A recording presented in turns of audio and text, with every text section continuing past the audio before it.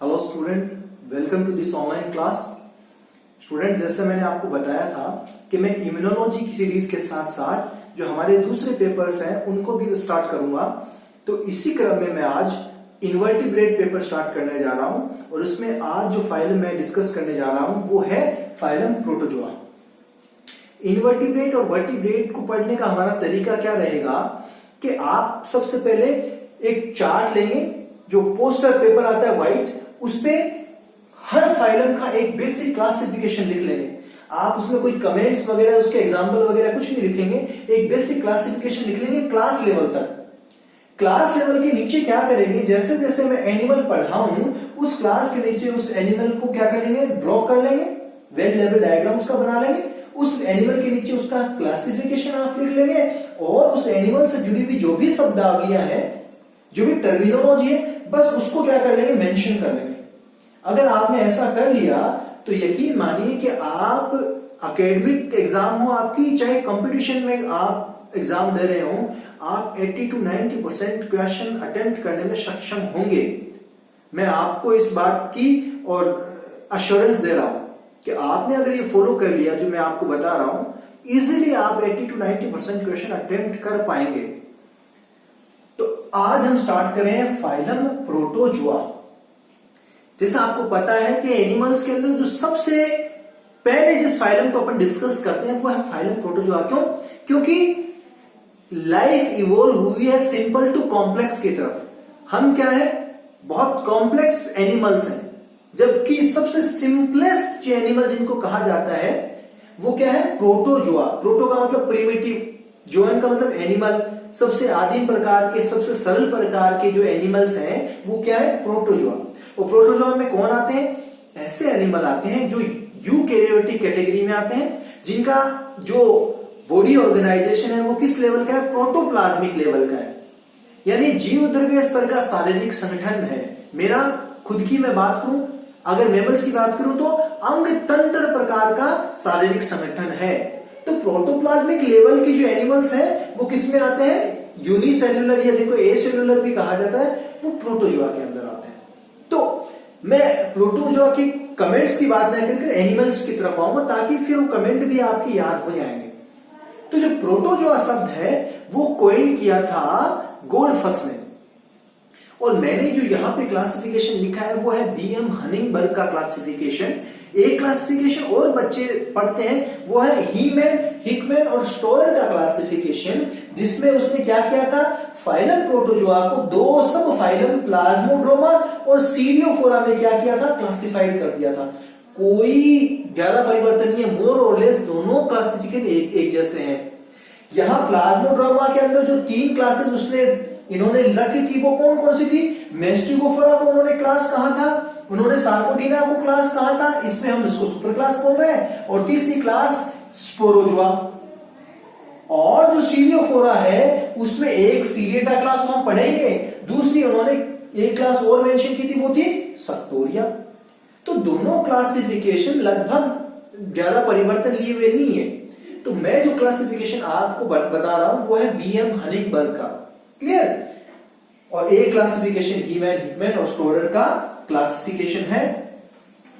तो हनिंगबर्ग ने locomotory organ के आधार पर प्रोटोजोआ फाइलम को 4 सब फाइलम में क्लासिफाइड किया, सार्कोमेस्टिगोफोरा, स्पोरोजोआ, नीडोस्पोरा और सीरियोफोरा।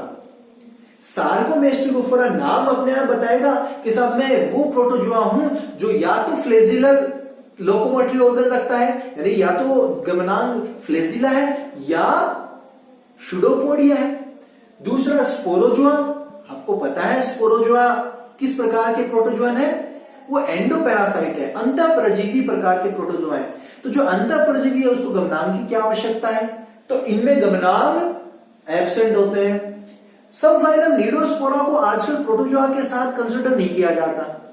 जो माइक्रोस्पोरिडिया है उनको फंजाई के साथ पढ़ लेते हैं और मिक्सोस्पोरिडिया को मेटाजोआन के साथ पढ़ते हैं, क्लियर। और चौथा सब फाइलम है सीरियोफोरा। तो सीरियोफोरा नाम बता रहा है साहब मैं सीलिया रखता हूं, तो गमनांग सीलिया, आपको पता भी है पैरामीशियम में सीलिया होता है, क्लियर। स्पोरोजोआ का एग्जांपल आप अच्छी तरीके से याद कर चुके हैं, वो है प्लाज्मोडियम। तो मेरा पढ़ाने का तरीका भी यही रहेगा। हम क्या करेंगे, वो टिपिकल एनिमल को पढ़ेंगे, क्लासिफिकेशन अपने आप याद हो जाएगा। जैसे पैरामीशियम हम पढ़ लेंगे, प्लाज्मोडियम हम पढ़ लेंगे, अमीबा हम पढ़ लेंगे, यूग्लिना आज पढ़ रहे हैं, ट्रिपेनोसोमा लेशमेनिया पढ़ लेंगे, तो फाइटोमेस्टिकोफोरा हो जाएगा, जूमेस्टिकोफोरा हो जाएगा, राइजोपोडा हो जाएगा, स्पोरोजोआ हो जाएगा, सीडियोफोरा हो जाएगा, प्रोटोजोआ कंप्लीट हो जाएगा। क्लियर? तो आज हम अपनी क्लास के अंदर जिस क्लास को पढ़ने जा रहे हैं वो क्लास है सब फाइलम सार्कोमेस्टिकोफोरा के अंदर 3 सुपर क्लास है। उस सुपर क्लास में जो पहली सुपर क्लास है मेस्टिकोफोरा, मेस्टिक का मतलब ग्रीक के अंदर फ्लेजिला ही होता है, तो इसको मेस्टिकोफोरा बोल दो चाहे फ्लेजिलेटा बोल दो। इस सुपर क्लास के अंदर 2 क्लासेज हैं। पहली क्लास है फाइटोमेस्टिकोफोरा, फाइटोमेस्टिकोफोरा, और दूसरी क्लास जूमेस्टिकोफोरा। तो आज हम पहली क्लास पढ़ने जा रहे हैं फाइटोमेस्टिकोफोरा, इसको दूसरा नाम फाइटोफ्लेजिलेटा भी बोल देते हैं। फाइटो इसलिए क्योंकि इसमें फोटोसिंथेसिस पाया जाता है, इनमें फोटोसिंथेसिस नहीं पाया जाता, और दोनों में समानता क्या है, मेस्टिक यानी फ्लेजिला की।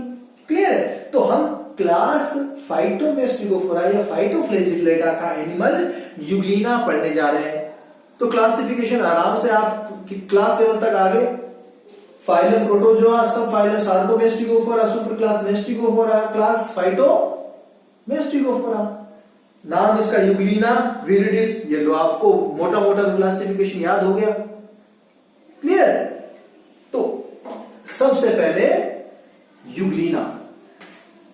जब मैं यूग्लिना की बात करता हूं तो ये जो नाम पड़ा है ना यूग्लिना, और जो मैं जिस एनिमल की बात कर रहा हूं वो है यूग्लिना विरिडिस। यू का मतलब क्या होता है, ट्रू, वास्तविक। ग्लीन का मतलब क्या होता है, आई बोल या प्यूपिल। तो इसका मतलब इसके पास क्या है, आई स्पॉट है। जो स्टिग्मा है इसको क्या बोलते हैं, आई स्पॉट। किसके साथ मिलकर, पैराफ्लेजिलर बॉडी के साथ। तो इसके पास क्या है, फोटोसेंसिटिव एपरेटस है, हमारी तरह प्रकाश को क्या कर सकता है, डिटेक्ट कर सकता है। दूसरा लैटिन वर्ड है विरिडिस, जिसका मतलब होता है ग्रीन। ग्रीन किसके लिए, क्लोरोफिल प्रेजेंट है, फोटोसिंथेसिस करता है। तो छोटी क्लास में जब हमने पढ़ा था कि यूग्लिना कनेक्टिंग लिंक है प्लांट और एनिमल के बीच की, तो कारण क्या था कि इसमें प्लांट जैसे भी प्रॉपर्टी है और एनिमल जैसी प्रॉपर्टी। जैसे जैसे अपन पढ़ेंगे आपको समझ में आता चला जाएगा क्यों है ऐसा। क्लियर? तो यूग्लिना के अंदर सबसे पहले स्टार्ट करेंगे वो कुछ टर्म्स जो हर एग्जाम में लगभग पूछी जाती है। क्या कि सब एक इसका जो न्यूक्लियस है, उस न्यूक्लियस के अंदर जो क्रोमेटिन है, उस डेंस क्रोमेटिन को क्या बोलते हैं, कैरियोसोम या एंडोसोम।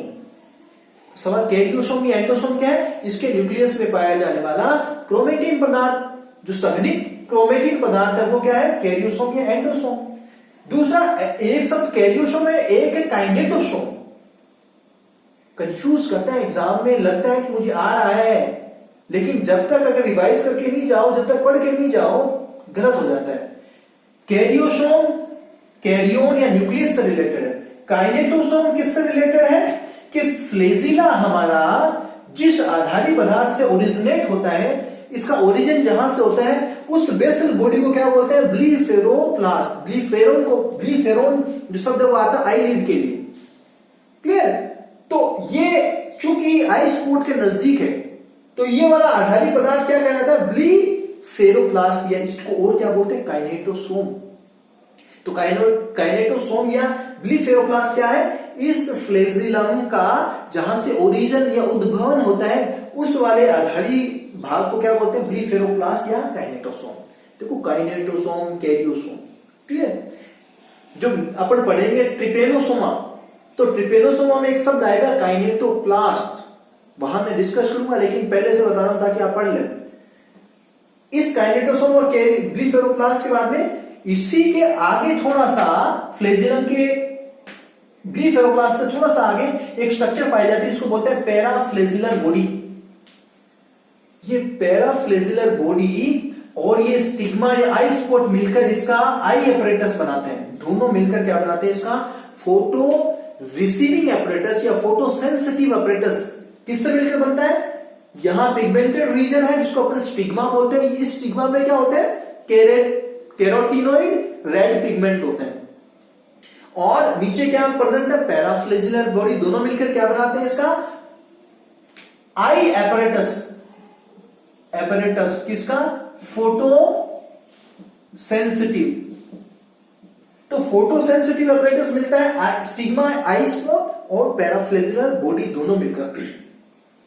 कुछ साइंटिस्ट मानते हैं कि जो फोटो सेंसिटाइजर का काम किया जाता है वो फोटो सेंसिटाइजर का काम किया जाता है लैक्टोफ्लेविन नाम के केमिकल के द्वारा।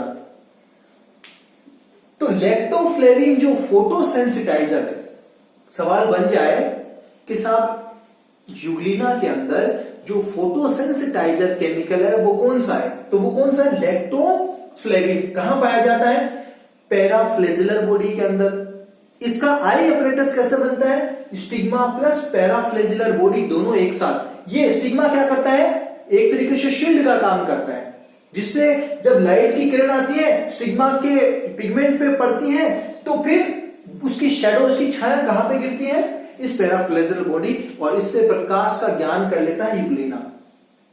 ध्यान से देखें दूसरा सवाल कि यूग्लिना के पास कितने फ्लेजिला है? आप बाहर तो एक ही फ्लेजिला देख पा रहे हैं, लेकिन एक छोटा फ्लेजिला और है जो दिखाई दे रहा है। कहां? ये रहा। तो इसके मतलब दो फ्लेजिला है। एक कंप्लीट फ्लेजिला है जो बाहर निकला उसकी बॉडी से, एक इसके बॉडी के अंदर ही है। दो फ्लेजिला प्रेजेंट है, और जहां से निकल रहे हैं उसकी उस भाग को क्या बोलते हैं? साइटोस्टोम, कोशिकीय मुख। क्लियर? तो इसमें कोशिका मुख तो पाया जाता है, लेकिन साइटोपाइज यानी कोशिकीय गुदा नहीं पाया जाता। क्लियर? तो ये जो फ्लेजिला है, इस फ्लेजिला के ध्यान से देखिए पार्श्व में यूनिलेटरल हेयर लाइक कॉन्ट्रेक्टाइल्स क्या पाई जाती है? स्ट्रक्चर पाई जाती है। इन कॉन्ट्रेक्टाइल स्ट्रक्चर्स को क्या बोलते हैं? मेस्टिगोनीम। मेस्टिगोनीम क्या है? ये इसका एक्सोनीम है फ्लेजिला का। इसके एक ही साइड में पाई जाती है, दोनों तरफ नहीं पाई जा रही। तो यूनिलेटरल है, एक पार्श्वीय है, और कॉन्ट्रेक्टाइल हेयर लाइक स्ट्रक्चर्स हैं, उनको क्या बोलते हैं अपन? मेस्टिगोनीम। और ऐसे फ्लेजिला जिसमें मेस्टिगोनीम पाया जाता है उसको बोलते हैं स्टाइकोनिमेटिक फ्लेजिलम। तो हमारे यूग्लिना के पास जो फ्लेजिलम है उसको स्टाइकोनिमेटिक फ्लेजिलम बोलते हैं। क्लियर? अब आ जाओ इसके क्रोमेटोफोर।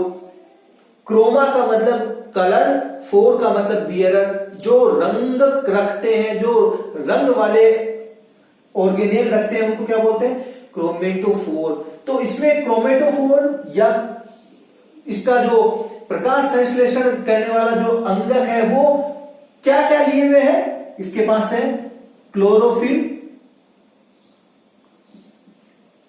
क्लोरोफिल ए, बी और बीटा कैरोटीन। ध्यान से देखिए जो हरा अंगक मैंने बनाया, ये जो ग्रीन वाला पार्ट है ये क्या है? क्रोमेटोफोर या क्रोमेटोप्लास्ट जिसको अपन बोलते हैं। तो क्रोमेटोफोर कौन कौन सा क्लोरोफिल है? क्लोरोफिल ए है, क्लोरोफिल बी है और बीटा कैरोटीन है। और इसी क्रोमेटोफोर के अंदर प्रोटीन की बनी हुई संरचना पाई जाती है जिसको पायरेनोइड बोलते हैं।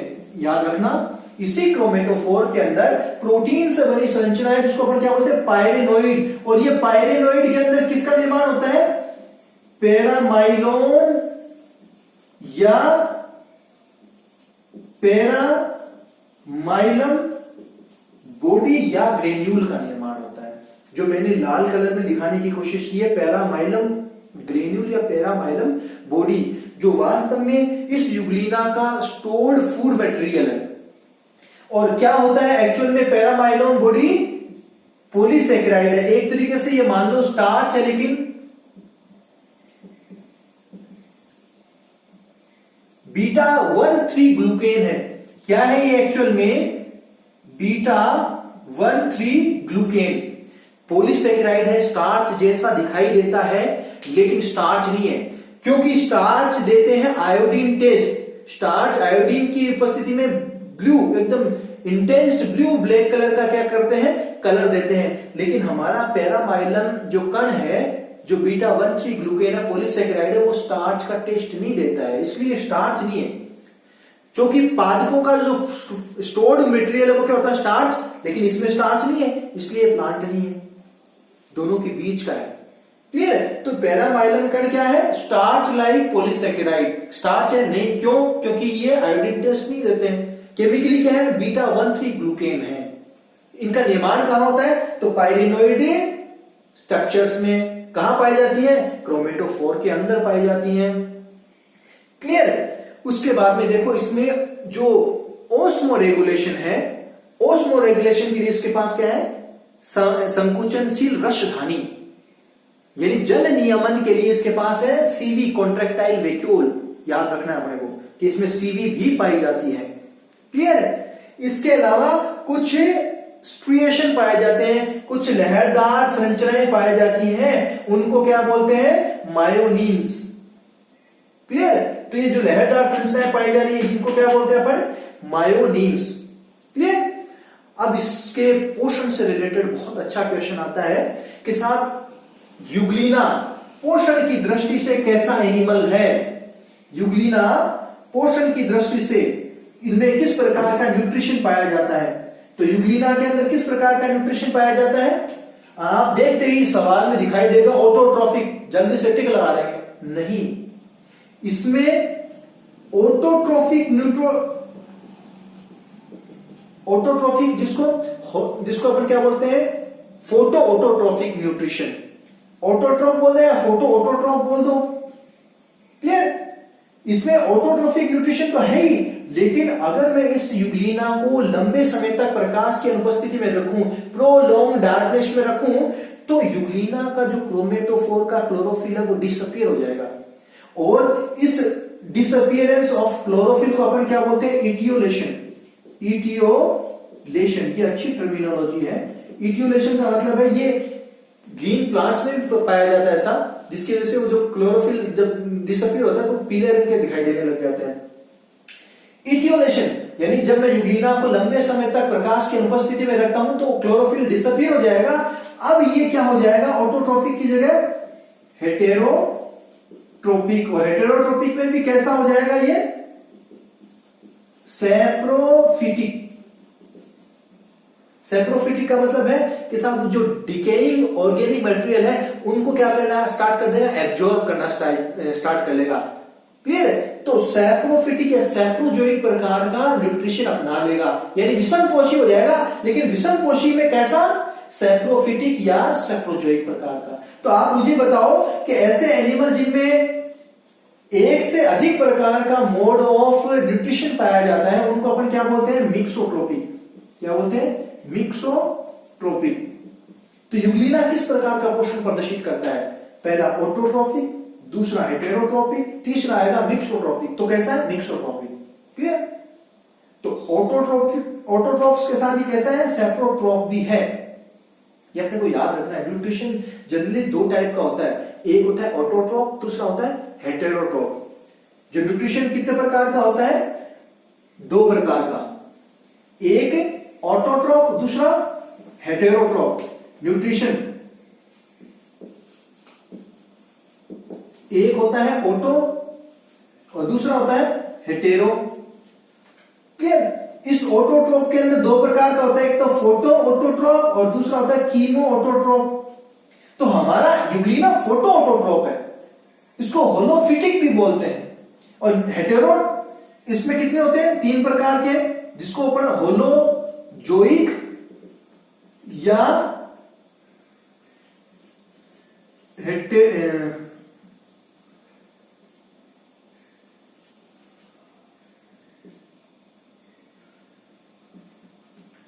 दूसरा हेटेरोट्रोपिक के अंदर सैप्रोजोइक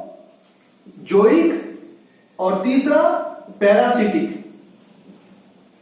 इसका दूसरा नाम दिमाग से स्लिप हो गया कि हेटेरोट्रोपिक के अंदर कितने प्रकार के, होलोजोइक या दूसरा सैप्रोजोइक और तीसरा है पैरासिटिक। तो हमारा यूग्लिना फोटो क्या है, ऑटोट्रोप है। इसको कई बार होलोफिटिक भी बोल दिया जाता है, होलोफिटिक। क्लियर? कैसा? पारदर्शी संघ। तो ध्यान से देखिए, न्यूट्रिशन ऑटोट्रोप, हेटेरोट्रोप, उसके बाद ऑटोट्रोप में फोटोट्रोप और दूसरा कीमोट्रोप। इसमें जो आयरन ऑक्सीडाइजिंग बैक्टीरिया है, सल्फर ऑक्सीडाइजिंग बैक्टीरिया है, वो शामिल किए जाते हैं। तो हमारा जो यूग्लिना है वो किस प्रकार का है? मिक्सोट्रोपिक। कारण क्या है कि सब प्रकाश की उपस्थिति में ऑटोट्रोप है और प्रकाश की अनुपस्थिति में कैसा है? ये सैप्रोफिटिक या सैप्रोजोइक। क्लियर? हल्का सा डिफरेंस होता है सैप्रोफिटिक और सैप्रोजोइक में, लेकिन ओवरऑल एक बेसिक टर्म बोले तो सैप्रोफिटिक या सैप्रोजोइक। क्लियर? तो पोषण के आधार पे इसका प्रकार आपने देखा मिक्सोट्रोपिक।